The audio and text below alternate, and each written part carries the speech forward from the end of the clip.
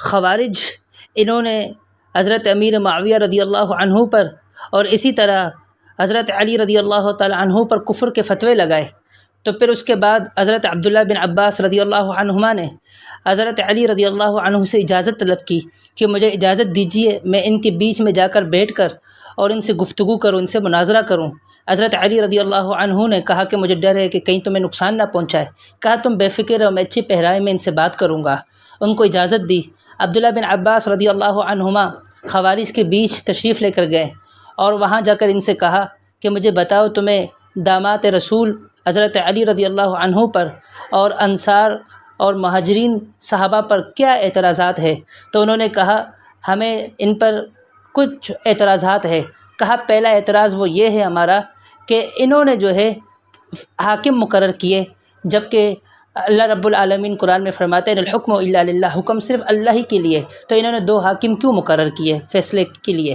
کہا دوسرا اعتراض یہ ہے کہ علی رضی اللہ تعالیٰ عنہ ان کو پکڑ کر ان کے لوگوں کو قیدی بنا سکتے تھے، ان سے فدیہ لے سکتے تھے، تو قیدی کیوں نہیں بنایا، ان سے فدیہ کیوں نہیں لیا؟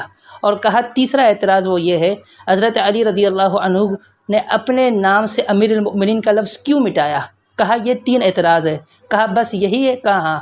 عبداللہ بن عباس رضی اللہ عنہما نے فرمایا سنو، قرآن کریم کے اندر اللہ رب العالمین نے فرمایا کہ یا ایھا الذین آمنوا لا تقتلوا الصید وانتم حرم ومن قتلہ منکم متعمدا فجزاء مثل ما قتل من النعم یحکم به ذوی عدل منکم۔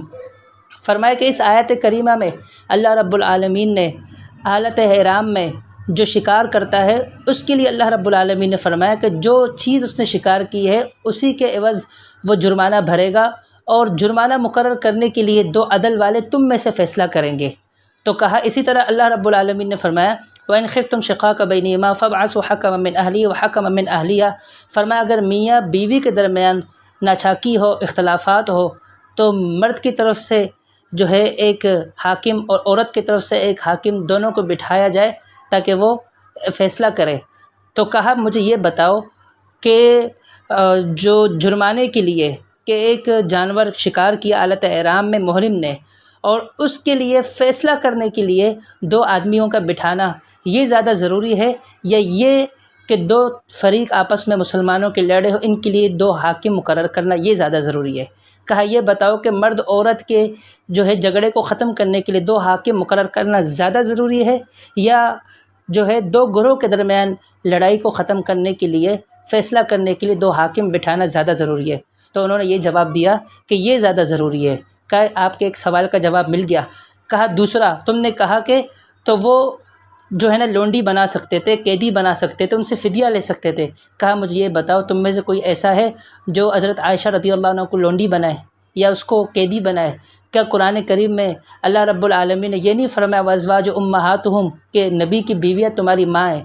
کہ اگر تم ماں نہیں سمجھو گے تب بھی کافر ہو، اور اگر تم حضرت عائشہ صدیقہ طاہرہ مطہرہ رضی اللہ عنہا وعن ابیہا ان کو جو ہے ان کے ساتھ لونڈیوں والا سلوک کرنے کا ارادہ بھی رکھتے ہو، گوارا بھی کرو گے، تب بھی تم اسلام سے خارج ہو جاؤ گے۔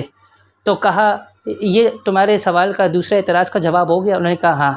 کہا تیسرا جو تمہارا اعتراض ہے وہ یہ ہے کہ حضرت علی نے امیر المؤمنین کا لفظ کیوں مٹایا؟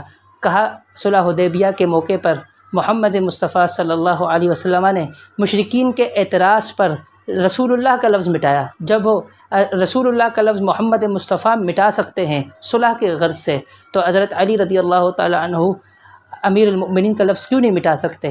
اس طرح ان کے تینوں سوالوں کے اعتراضات کے حضرت عبداللہ بن عباس رضی اللہ عنہما نے مدلل گفتگو کرتے ہوئے جواب دیا اور ان کو لاجواب کر دیا۔